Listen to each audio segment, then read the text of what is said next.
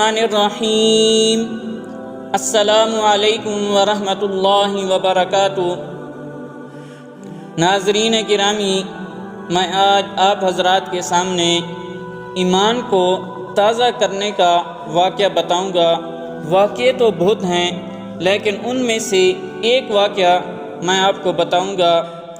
حضرت زنیرہ رضی اللہ عنہما کا ایمان، میرے بھائیوں دیکھیں، اس سے بڑا کیا ظلم ہوگا کہ رسول اللہ صلی اللہ علیہ وسلم کی ایک صحابیہ ہے، اس نے پیغمبر صلی اللہ علیہ وسلم کا کلمہ پڑھا، نام اس کا زنیرہ رضی اللہ عنہما ہے۔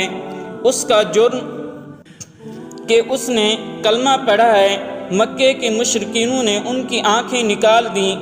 آنکھیں نکالنے کے بعد وہ رو پڑی۔ ابو جہل نے کہا، کیوں روتی ہیں؟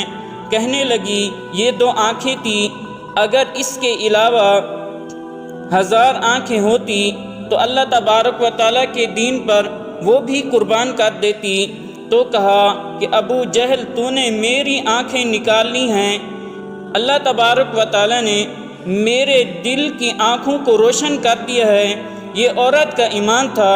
اس عورت کی آنکھیں نکل جانے کے بعد بھی اس کے خلاف پیغمبر صلی اللہ علیہ وسلم نے پیش قدمی نہیں کی، آگے بڑھ کر اس کا جواب نہیں دیا۔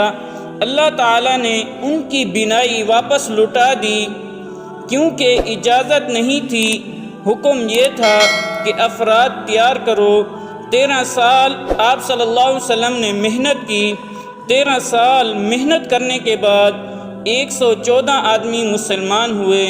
اللہ تبارک و تعالیٰ سے دعا ہے کہ اللہ تبارک و تعالیٰ ہم سب کو دین محمدیہ صلی اللہ علیہ وسلم پر چلنے کی توفیق عطا فرمائے۔